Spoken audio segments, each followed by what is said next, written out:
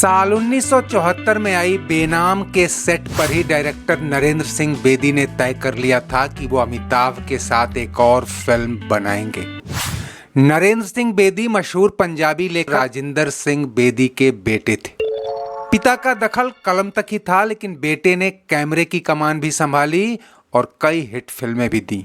हालांकि एक बेहतरीन सस्पेंस थ्रिलर होने के बावजूद बेनाम फ्लॉप हो गई, लेकिन अब उसके हीरो का इतना नाम हो चला था कि बेदी ने उसे हर तरह से भुनाने की सोची और इस फिल्म को एक सफल एक्शन ड्रामा बनाने में कोई कोर कसर नहीं छोड़ी।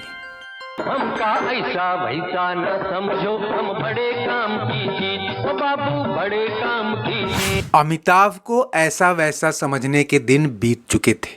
जंजीर, दीवार और शोले ने उन्हें एंग्री यंग मैन का तमगा दे दिया था, लेकिन सुपर स्टारडम की बुलंदी एक आध साल दूर थी। ऐसे में अमिताभ हर चैलेंजिंग रोल स्वीकार कर रहे थे और जब नरेंद्र सिंह बेदी ने उन्हें पहली बार डबल रोल में बाप बेटे दोनों का किरदार ऑफर किया तो उन्होंने कहानी पढ़ते ही हाँ कर दी। अरे कौन बुरा है कौन भला है, हमका है तमीज।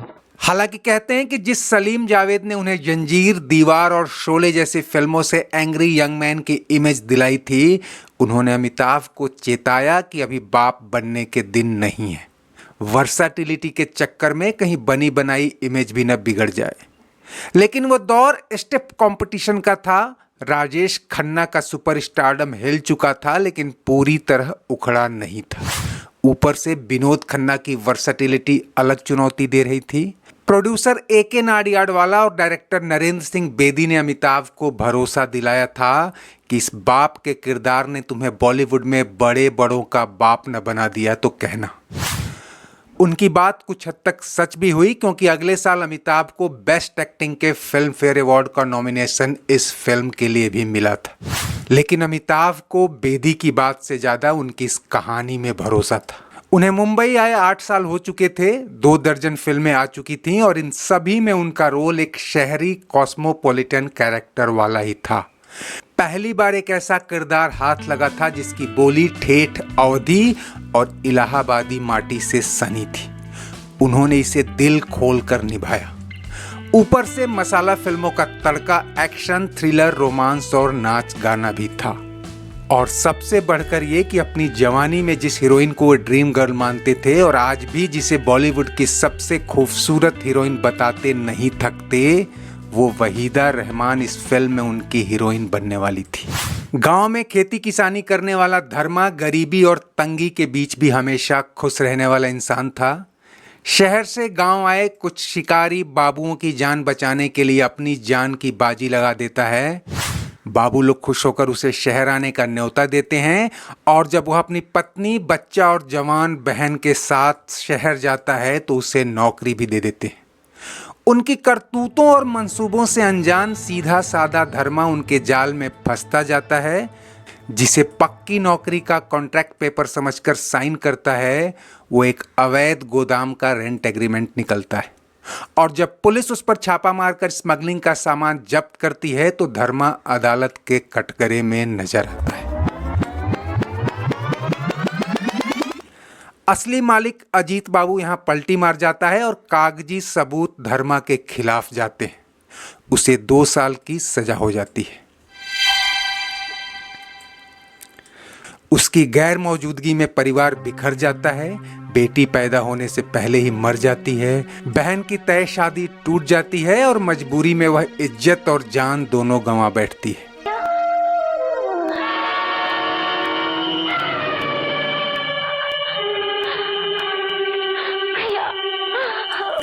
और जब धर्मा जेल से बाहर आता है तो वह पहले वाला धर्मा नहीं रहता। एक चुप्पा, गुस्सैल और शातिर इरादों का पक्का इंसान बन चुका है। वह कानूनी दांव पेच को ठेंगा दिखाते हुए अजीत और उसके गुंडों को चुन चुन कर मारना शुरू कर देता है। यहाँ तक कहानी टिपिकल मसाला और मनोरंजन से भरपूर है कि अचानक 20 साल आगे बढ़ जाती है। धर्मा अब एक नामी स्मगलर है और जिस बेटे राजू को गुनाहों के साए से दूर रखने के लिए लंदन पढ़ने को भेजा था, वो भी उसी की शक्ल सूरत यानी अमिताभ के ही रोल में लौट आता है। अमिताभ और वहीदा का देहाती प्यार अब अमिताभ और नीतू सिंह के कुंग-फू डांस में बदल जाता है।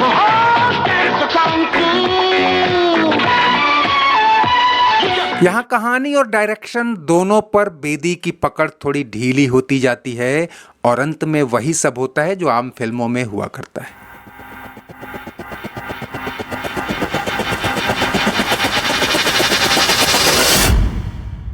29 दिसंबर 1976 को यह फिल्म मुंबई सहित कुछ लिमिटेड रीजन में ही रिलीज होती है और अच्छा रिस्पांस मिलते ही 7 जनवरी 1977 को पूरे देश में रिलीज होती है। यही कारण है कि रिकॉर्ड में तो यह 1976 की फिल्म कही जाती है, लेकिन फिल्म फेयर से लेकर कई और मामलों में इसे 1977 की फिल्मों में ही काउंट किया जाता है।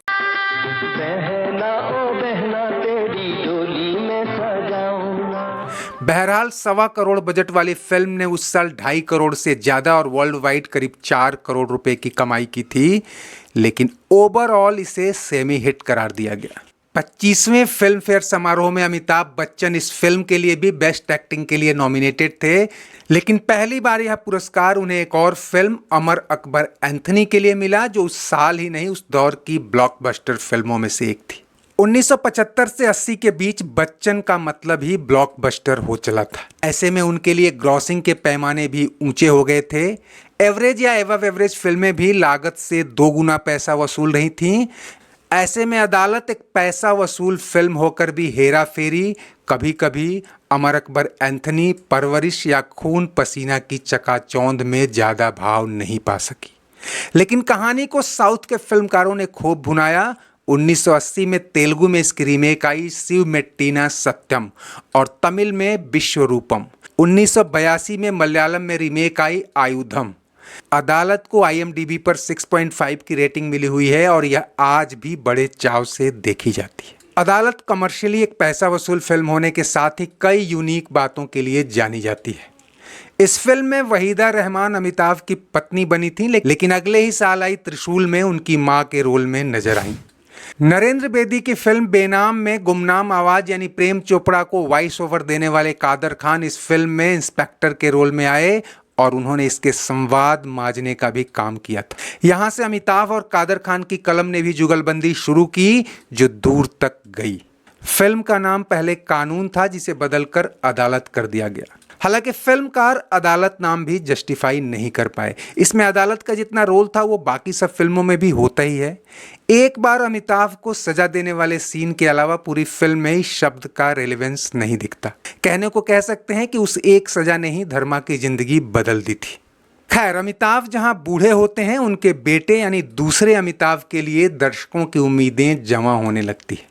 लेकिन तब तक फिल्म इतनी आगे बढ़ चुकी थी कि बेटे के हिस्से में फिल्म को रोमांटिक टच देने के अलावा ज्यादा कुछ नहीं बचा था। तुमसे दूर रह के हमने जाना।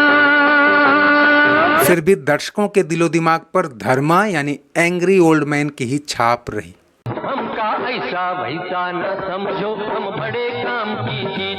दोस्तों, उम्मीद है आपको ये वीडियो पसंद आया होगा। चलते चलते इसे लाइक, शेयर और सब्सक्राइब कर लीजिए और कमेंट बॉक्स में हमेशा की तरह अपनी राय जरूर दीजिए। शुक्रिया, नमस्ते, आभार।